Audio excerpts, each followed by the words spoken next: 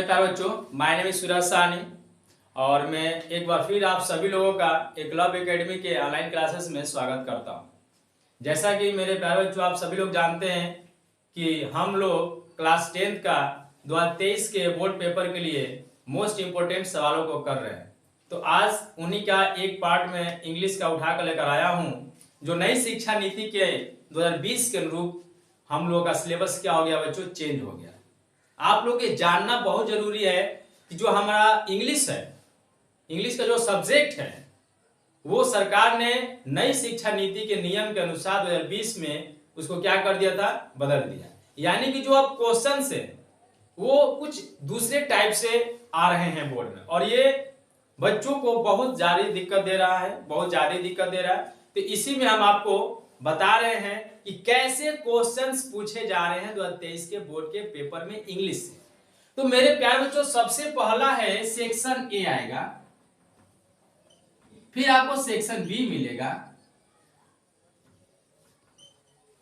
प्यारे बच्चों, सबसे पहले क्या मिलेगा, सेक्शन ए मिलेगा, फिर सेक्शन बी मिलेगा। जो इस मेरी वीडियो को नहीं देखा है वो पिछले जाकर वीडियो देख सकता है। मैंने सेक्शन ए और सेक्शन बी का वीडियो डाल चुका है। आज हम सेक्शन सी के बारे में पढ़ेंगे, लेकिन मैं आपको बता देता हूं कि सेक्शन ए और सेक्शन बी में क्या होगा। तो प्यारे बच्चों, सेक्शन ए आपको सबसे पहले ऊपर लिखा रहेगा और सेक्शन ए में आपको एक अनसीन पैसेज देखने को मिलेगा। क्या मिलेगा मेरे प्यारे बच्चों, आपको एक अनसीन पैसेज देखने को मिलेगा।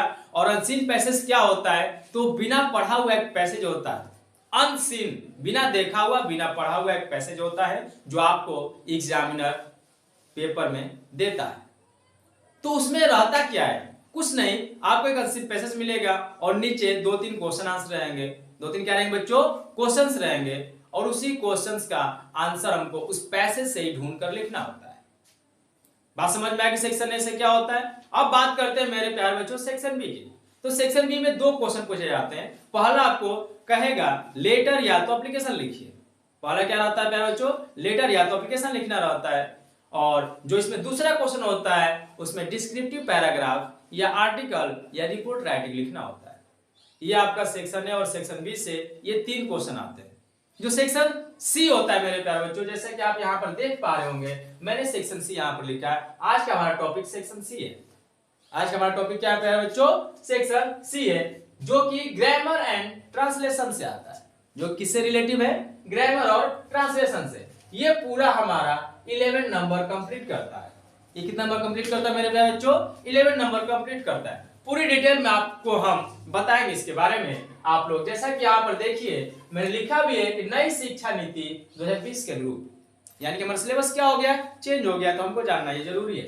पहला है, क्या क्वेश्चन आएगा, पहला 5 MCQ based on parts of speech, यानी कि 5 MCQ आपको दिए जाएंगे टिक लगाने वाले।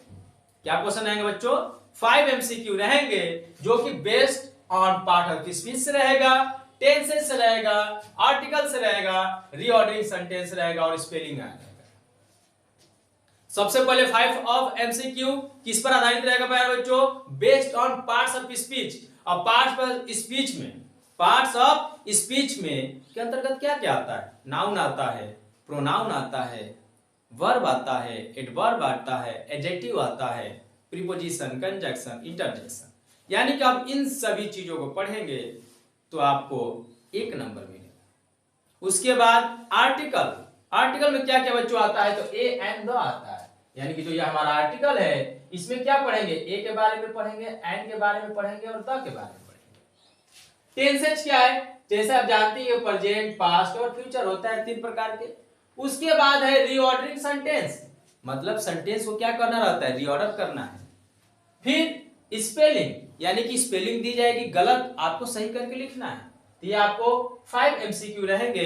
अगर 5 आप सही करेंगे तो आपको 5 नंबर मिलेंगे। उसके बाद दूसरा देखिए मेरे प्यारे बच्चों, दूसरा क्या है, 3 very short answer type question, यानी कि 3 very short answer type question आपको दिए जाएंगे जो कि आपको करने रहेंगे। आप अगर आप उसको करेंगे तो 3 2 जा 6, आपको 6 नंबर मिलेंगे। और वो 3 किस पर आधारित रहेंगे मेरे बच्चों, तो पहला है नरेशन। आप जानते हैं भली भांति नरेशन के 2 पार्ट होते हैं, एक होता है डायरेक्ट स्पीच,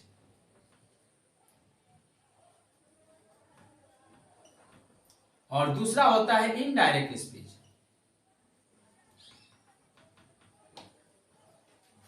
और मेरे प्यारे बच्चों जो दूसरे आधारित रहेगा क्वेश्चन वो वॉइस पर रहेगा, और तीसरा रहेगा जो पंक्चुएशन पर रहेगा। सबसे आसान होता है पंक्चुएशन, एक कॉमा कहाँ लगाना है, फुल स्टॉप कहाँ लगाना है, हाइफन मार्क कहाँ लगाना है, एक्सक्लेमेशन मार्क कहाँ लगाना है, ये आपको करना रहेगा। तो आप जल्दी से इसको फटाफट स्क्रीनशॉट लीजिए, हम अभी आपके सामने इन पे कुछ क्वेश्चंस कराते हैं। तो हेलो प्यारे बच्चों, देखिए आप सभी लोग हमने क्या करना है, तो देखिए पहला लिखा है कि I always go to the park on the weekends. अब इसका मतलब क्या होता है प्यारे बच्चों कि आई ऑलवेज मैं हमेशा, go to the park on the weekends यानी कि हर सप्ताह पर, मैं हमेशा हर सप्ताह पर टहलने जाता हूं। ठीक, मैं हर सप्ताह पर क्या करने जाता हूं, हमेशा टहलने जाता हूं, यानी कि सप्ताह में एक बार टहलने जाता हूं।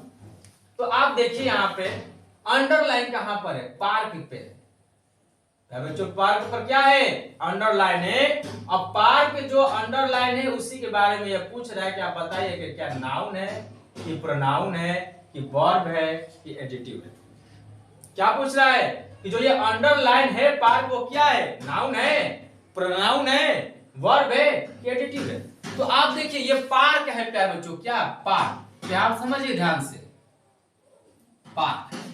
पार्क क्या है, एक प्रकार का नेम है, यानी कि बागीचा। पार्क में हम कहा जाते हैं, पार्क में जाते हैं। वो लोग कहाँ घूमने गए थे, पार्क में घूमने गए। पार्क क्या हुआ, एक नेम है।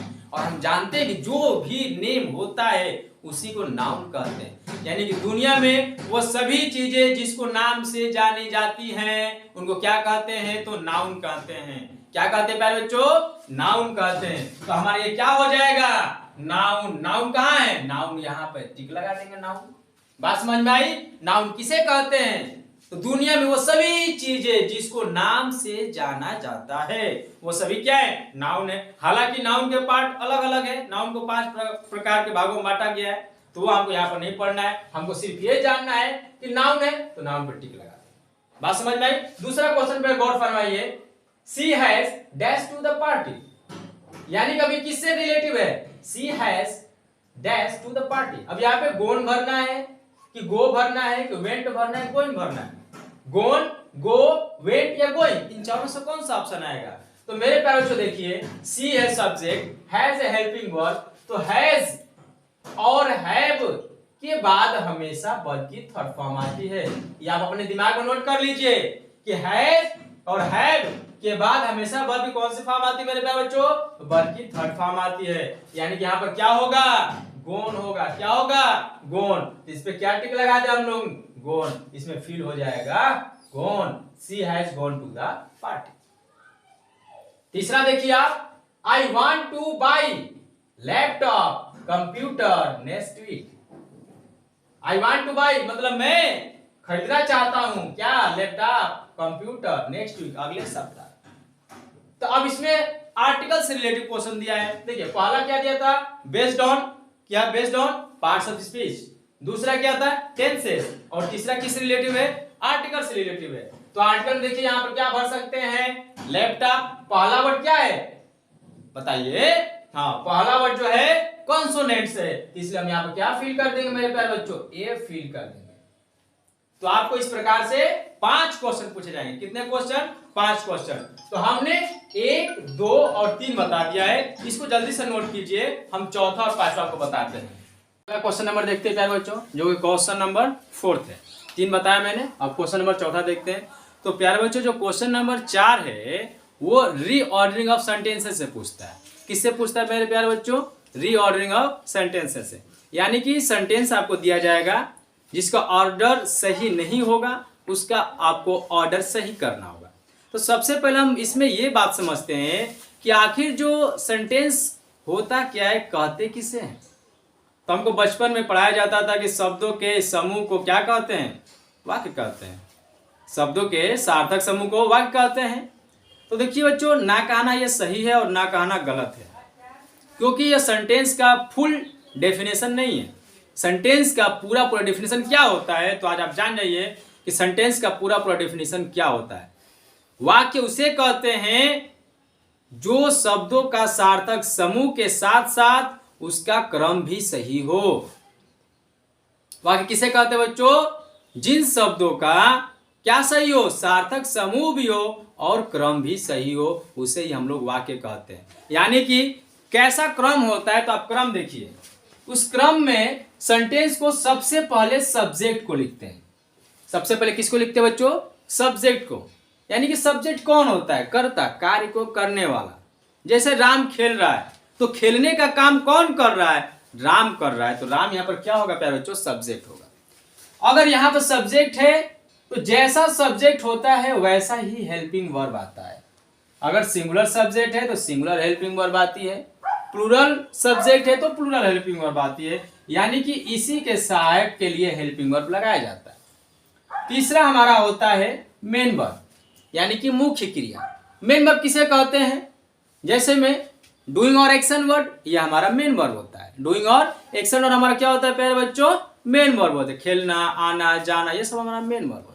पर इसके भी पार्ट होते हैं। यहां पर जो हम लोग प्रयोग करते हैं तो इसके भी पार्ट होते हैं। कौन सा पार्ट का प्रयोग करना है? तो 5 प्रकार के पार्ट होते हैं उसके।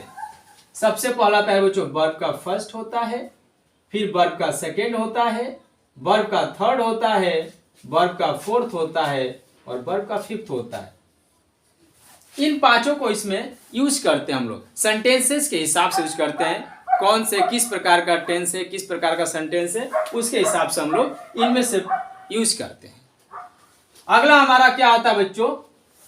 सबसे पहले subject, helping verb, main verb, उसके बाद हमारा आ जाता है ऑब्जेक्ट। इस ऑब्जेक्ट के भी पार्ट होते हैं, डायरेक्ट ऑब्जेक्ट, इनडायरेक्ट ऑब्जेक्ट, तो उसको अभी तो बाद में ही देखेंगे हम लोग। तो अब हम अपना आते हैं क्वेश्चन पर। क्वेश्चन क्या है मेरे प्यारे बच्चों? Rose oblique red oblique the oblique in oblique garden oblique my beautiful are. यानी कि यहाँ पर एक हमको क्या दिया गया है? ये सारे वर्ड दिए गए हैं। इन सभी वर्डों को क्या करना है? हमको क्रम से लेकर के सेंटेंस सही करना है। तो प्यारे बच्चों देखिए, अब इसमें आप क्या करेंगे? सबसे पहले ढूंढेंगे कि सब्जेक्ट क्या है। सबसे पहले क्या ढूंढेंगे? सब्जेक्ट क्या है। तो देखिए, रोज रेड लाल गुलाब कैसा है? रोज रेड लाल गुलाब in garden, in the garden. Red rose in the garden, लाल गुलाब बगीचे में। अब माई मतलब मेरे, ब्यूटीफुल आर सुंदर है। यानी कि मेरे बगीचे में लाल गुलाब सुंदर है। बात समझ में आई प्यारे बच्चों? इसको ऑप्शन देखिए क्या क्या दिया है? My red roses are beautiful in the garden. ठीक है, तो मेरे गार्डन में है ना, मेरे लाल गुलाब नहीं है। इन द माई गार्डन, इसलिए क्या हो गया? गलत हो गया, क्योंकि यहां पर पहले माई लग गया है। ठीक है, इसमें सिर्फ सब्जेक्ट कितना है? द रेड रोज, यही सब्जेक्ट है हमारा, यही हमारा सब्जेक्ट है। तो अब ढूंढना आपको है कि द रेड रोज कहां है। सेक्शन ऑप्शन ए में है? नहीं, तो ऑप्शन ए गलत। ऑप्शन बी में है? रेड रोज तो है पर द नहीं है, इसलिए भी गलत। सी में है? नहीं, इनमें डायरेक्ट क्या आ गया? इन माई गार्डन आ गया, ये भी गलत। डी ऑप्शन देखिए, द रेड रोजेस आ गया ना, the red roses in my garden, the red roses in my garden. यानी कि जो लाल गुलाब है इन माई गार्डन, मेरे बागीचे में है। किसके बागीचे में? मेरे बागीचे में। और कैसा है? तो आर ब्यूटीफुल, सुंदर है। ये सिंपल हमको समझ में आ रहा है कि क्रम से है, और इसका हमको अर्थ भी समझ में आ रहा है कि द रेड रोजेज, लाल गुलाब इन माई गार्डन, मेरे बगीचे का, आर ब्यूटीफुल, सुंदर। तो आप लोग इसको ध्यान रखेंगे। इसको ध्यान में रखकर अगर सेंटेंस को बनाएंगे तो मेरी गारंटी है कभी सही आपका गलत नहीं होगा, हमेशा सही होगा। ठीक है, जो MCQ में जो क्वेश्चन नंबर 5वां है वो है find the correct spelled word. यानी कि आपको कुछ स्पेलिंग दी जाएंगी जो कि 3 गलत होगा, 1 सही होगा, और आपको उस एक को चूज करना रहेगा।